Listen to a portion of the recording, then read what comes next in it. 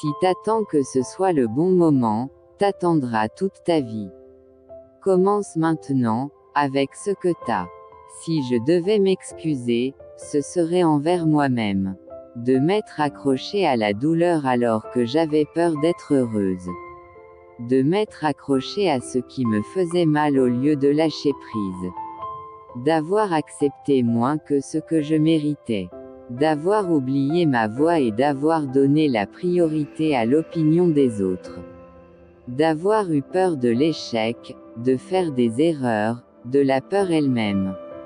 Mais aujourd'hui, je me pardonne, car il reste encore de la vie à vivre, et cette fois, je choisis de la vivre librement. Les défauts sincères racontent une histoire. Ils disent que nous avons vécu, appris, échoué parfois, mais toujours avancé. Alors que les fausses qualités, elles, ne disent rien, sinon notre peur d'être vus tels que nous sommes. Choisissons d'être vrais, c'est là que réside la véritable beauté.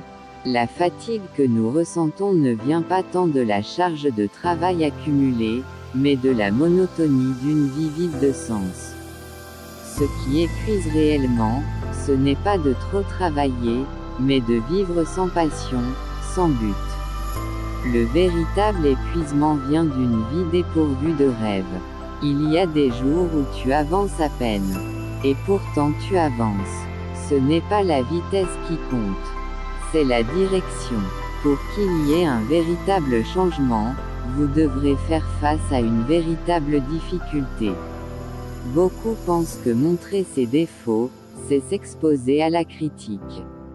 En réalité, c'est une démonstration de force intérieure.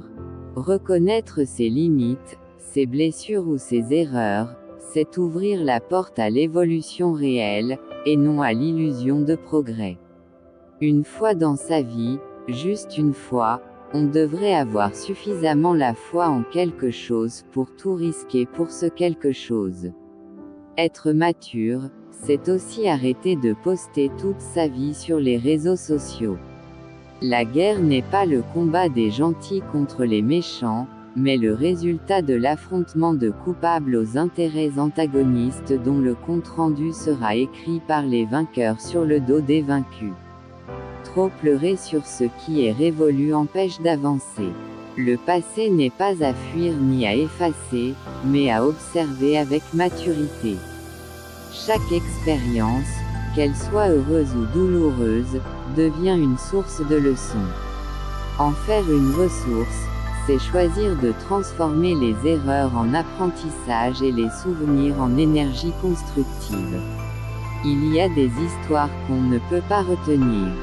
Des âmes qu'on ne peut pas détourner de leur propre destin. Tout ce que tu avais à faire, tu l'as fait. Tout ce que tu avais à donner, tu l'as donné. Aujourd'hui, tu as le droit de poser ce fardeau. De te libérer de la culpabilité. Et d'avancer, en paix avec toi-même. La jalousie rend les personnes mauvaises, pourquoi écouter la méchanceté de ces personnes? J'en ai vu beaucoup voler haut et s'écraser faute de racines. Ce qui te soutient, ce n'est pas le succès, c'est le caractère. Ce n'est pas le bruit que tu fais, mais le respect que tu inspires en silence. Je préfère avancer lentement, mais avec un but. S'inquiéter sans cesse du lendemain, c'est courir après des fantômes.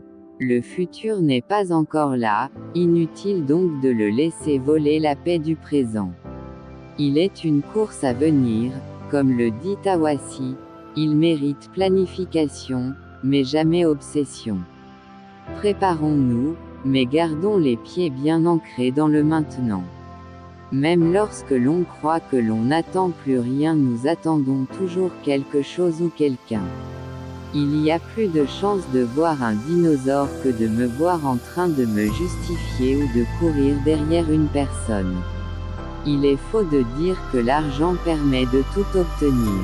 On peut acheter de la nourriture, mais non l'appétit, des médicaments, mais non la santé, des connaissances, mais non la sagesse.